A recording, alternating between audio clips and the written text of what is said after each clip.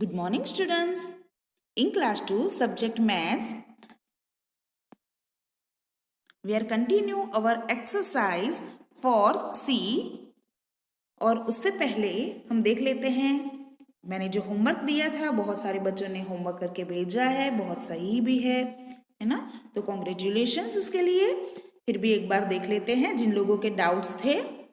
यहाँ पर जहाँ जहाँ पर मैंने रेड मार्क किया है वो सारे स्मॉलेस्ट नंबर पे है।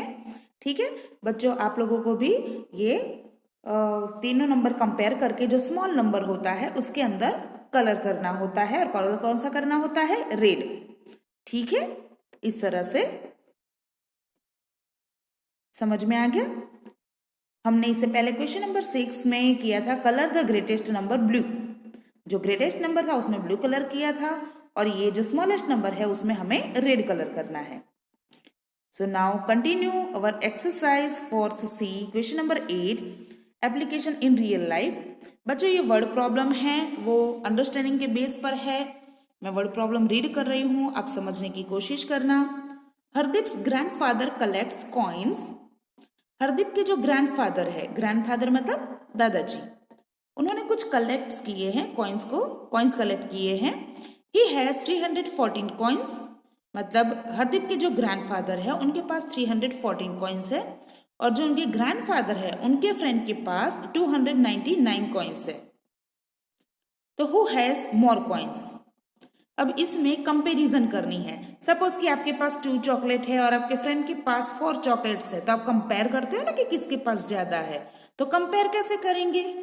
तो पहले तो हम क्या करेंगे, हरदीप के ग्रैंडफादर के पास 314 कॉइन्स है और हिज फ्रेंड 299 कॉइन्स। तो 314 इज अ ग्रेटर देन 299। तो हरदीप्स ग्रैंडफादर हैज मोर कॉइन्स। इसमें हमने सिंबल लगा के, ठीक है, कंपैरिजन किया है कि कौन सा नंबर ग्रेटर है? 314। तो ऑब्वियस है कि हरदीप के ग्रैंडफादर्स के पास मोर कॉइन्स है। हमारा जो नेक्स्ट है question, Shomu takes photographs for magazines. Shomu ने कुछ फोटोग्राफ्स क्लिक किए हैं मैगजीन के लिए। This month he took 213 photos, मतलब इस मंथ में, ठीक है, अभी कौन सा मंथ चल रहा है? नवंबर। चलो नवंबर मंथ ले लेते हैं। तो नवंबर मंथ में उसने 213 फोटोज क्लिक किए। Last month he took 10 less photos, और लास्ट मंथ में उसने 10 फोटो कम क्लिक की थी। किसकी कंपैरिजन में? 213 की कंपैरिजन में। तो how many photos did he take last month? बच्चों आपने लेस देन मोर देन सीखा है ना। तो इसमें देखो ये वर्ड आया है कि Shomu takes photographs for magazine. This month he took 213 photos and last month he took 10 less photo. मतलब हम क्या करेंगे, this month he took 213 photos, last month he took 10 less photos than this month. So 10 less than 213। समझ में आ गया? 10 less than 213। तो 213 minus 10 करेंगे तो आंसर 203 आएगा। आपको सिखाया गया है ना लास्ट वीडियो में, less than, more than, 10 less then, 10 more than, 100 more than, 100 less than. तो ये उसी के बेस पे है। आंसर ही टूक 203 फोटोज लास्ट मंथ। बच्चों आपको ये जो मैंने मेथड की है वो सिर्फ आपको समझने के लिए है, और ये जो वर्ड प्रॉब्लम है वो आपकी टेक्स्ट बुक में पेज नंबर 72 पे है। तो आपको सिर्फ आंसर टेक्स्ट बुक के अंदर ही लिखना है, बाकी का जो मैंने लिखा है वो आपको अंडरस्टैंडिंग के लिए है।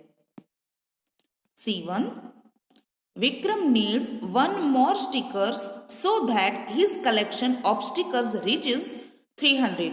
विक्रम के पास स्टिकर्स का कलेक्शन है ना, लेकिन उसको 300 तक पहुंचने में एक कम पड़ रहा है। तो how many stickers does Vikram have right now?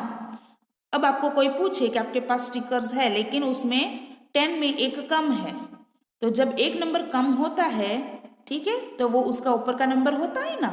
लेकिन हम क्या करेंगे, विक्रम नीड्स 1 मोर स्टिकर, मतलब अभी उसके पास एक कम है, अभी वो ये 300 नहीं हुआ है। तो हम क्या करेंगे, 300 में से हम -1 कर देते हैं, तब पता चल जाएगा कि अभी कितना है, क्योंकि अभी एक और उसको चाहिए, जब वो आएगा तब 300 होगा। तो 300 - 1 इज इक्वल 299। तो he has 299 stickers right now.